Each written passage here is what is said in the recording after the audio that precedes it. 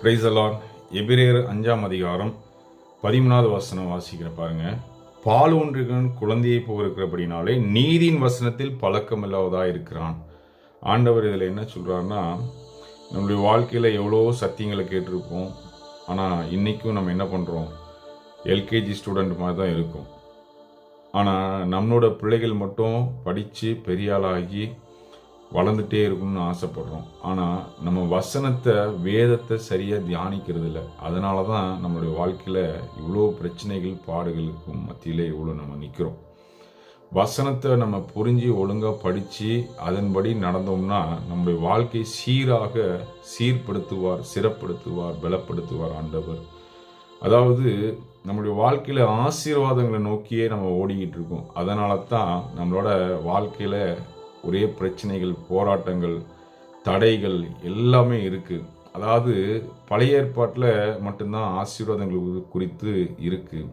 அதே பழைய ஏற்பாட்டில் ஆசீர்வாதங்களை குறித்து நீங்கள் பார்க்குறீங்கன்னா, அதுக்கு உண்டான நீங்கள் பாவம் செஞ்சீங்கன்னா என்ன தண்டனை அதையும் நீங்கள் எடுத்துக்கொள்ளணும். பழைய ஏற்பாட்டிலேருந்து ஒரு ஆசீர்வாதத்தை நீங்கள் எடுக்கிறீங்கன்னா, அதே பழைய ஏற்பாட்டில் என்ன பண்ணணும்னா, நீங்கள் பாவம் செஞ்சீங்கன்னா என்ன தண்டனை இருக்கணும், 7 தலைமுறை மட்டும் ஆண்டவர் விசாரிப்பேன் என்ற சொல்வார். நீங்கள் பாவம் செஞ்சீங்கன்னா சும்மா விட மாட்டார்.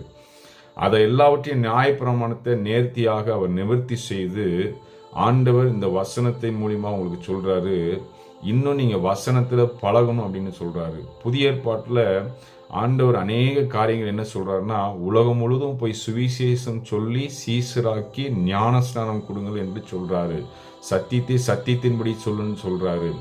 நற்கிரிகளை செய்ய சொல்கிறாரு. சாப்பாடு இல்லாத சாப்பாடு, தண்ணீரில் தண்ணீர், வஸ்திரம் இல்லை வஸ்திரம், வியாதியர்களை சுகப்படுத்தணும், மரித்தோரை எழுப்பவும், இந்த மாதிரி காரியங்கள் எல்லாம் சொல்கிறாரு. இதைத்தான் ஆண்டவர் அதிகமாக விரும்புகிறாரு. உங்கள் சொந்த கையினால் வேலை செய்து நன்மை செய்யன்னு சொல்கிறாரு. நீ கடன் வாங்கி எந்த ஊழியும் உன்னை செய்ய சொல்லலை.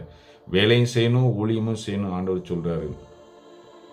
ஆண்டவர் ஏனோக்கு அவர் பழைய ஏற்பாட்டில் பார்த்தோம்னா அவர் குடும்பத்தையும் பார்க்குறாரு, ஊழியத்தையும் பார்க்குறாரு. நிறைய பேர் இன்னைக்கு ஊழியத்துக்காக குடும்பத்தை விட்டு ஓடுறீங்க. அப்படி கிடையாது. எல்லாத்தையும் பேலன்ஸ்டாக பண்ணணும். ஊழியத்தையும் பார்க்கணும், குடும்பத்தையும் பார்க்கணும், பிஸ்னஸையும் பார்க்கணும். எல்லாத்துக்கும் சரியான நேரத்தை கொடுக்கணும். அட் த சேம் டைம் ஆண்டவருக்கும் முக்கியமாக முதல்ல நேரத்தை கொடுக்கணும். காலையில் எழுந்தோன்னா ஆண்டவர்கிட்ட முதல் நேரத்தை கொடுக்கணும். இயேசு சீக்கிரமே வரப்போகிறார். வசனத்தை பழகி இன்னிலிருந்தாவது நீங்கள் வசனத்தை படித்து ஒரு நாளைக்கு ஒரு அதிகாரத்தை தெளிவாக தியானம் பண்ணுங்க. அதை தியானம் பண்ணி ஆண்டவர் என்ன சொல்கிறாரோ அதை கற்றுக்கொள்ளுங்க, அதன்படி நடங்க. இயேசு சீக்கிரம் வரப்போகிறார். மனம் திரும்புங்கள், பரலோக ராஜ்யம் சமீபமாக இருக்குது. யாரும் கைவிடப்பட்டுறாதீங்க. ஆமீன்.